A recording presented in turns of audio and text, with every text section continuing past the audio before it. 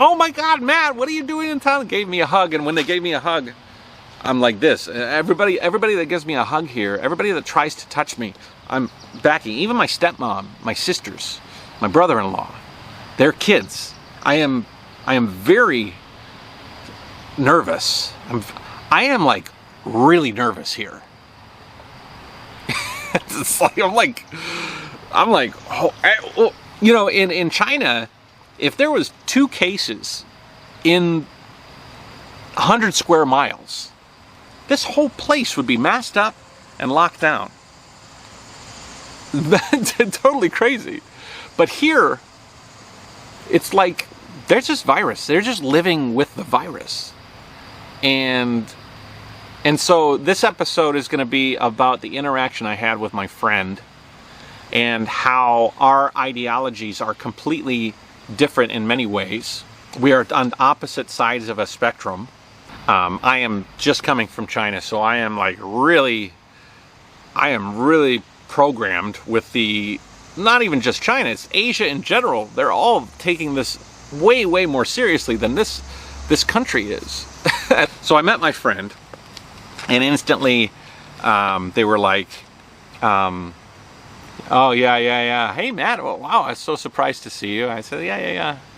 And we got talking. They were like, I was like, this is crazy around here. She gave me a hug, and I was like, and instantly I said, are you vaccinated?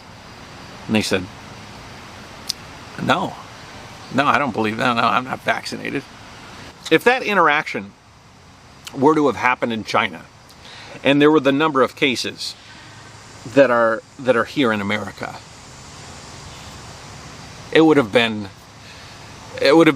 not even a handshake. It would have been like a fist bump, and then spray the fist bump, and, you know, masks to a stranger that you haven't seen in a long time that are unvaccinated in an area with a lot of virus going around. Now, you've seen my videos in China, and there's not a lot of you know, masks and interactions there because there's no virus.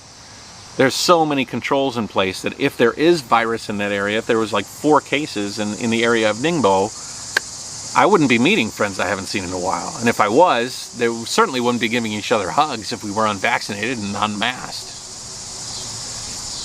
And the interaction I had with my old friend was very interesting. So we got to talking. They have been hurt very much by the pandemic. Now this person owns a business. The business has been hurt very much by the unemployment, by the lack of customers. You know, there's a litany of snowball effects of this pandemic have hit this person very hard. And they're not like superhero business people owning like these like huge conglomerate. They're a small business owner in America. They're like living the American dream. And this pandemic for them has been a real unfortunate pain in the ass. And, you know, I'm not trying to, you know, it's been a pain in the ass for a lot of people. So we were talking about the pandemic, and I learned how much of an effect it's had on their personal lives and their business and their families, in conjunction, because the business is what provides for their families. And their idea is that the vaccine here is not FDA approved, so they're not going to take anything that's not FDA approved. You know, they were talking about how their perception of China is that the Chinese government rules out of fear, and that it's an authoritative, you know, you have no freedom. Whereas I see it as the freedom that you have is based on the freedom of not knowing that the virus is not there and there's no worry. But it didn't seem like they were worried as well. They're like, we don't worry. I think everything's being blown out of proportion. But then I said, well, there's 600,000 people that are dead here that aren't equally dead in China, and China's 3 times the population. So this person, this friend, is resentful of the way the virus has impacted their business, doesn't want to take the vaccine.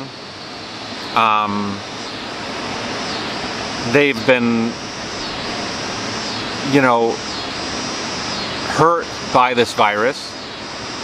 They believe it's political and it's not as big a deal as it's been promoted. I don't know how. I was trying to impart on her what the rest of the world feels. I said, you are the exception to the rule. You are a crazy thinker. You're really crazy, according to the rest of the civilized world, not just China.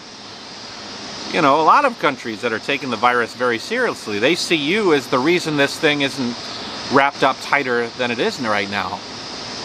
And I'm like, I'm telling you from a very, friendly perspective. This is a very interesting thing for me to be able to talk to you. And we were having a very, very cordial conversation. I wasn't accusing them, but I was informing the way that the world perceives this group of Americans, the ones that are resistant to the controls.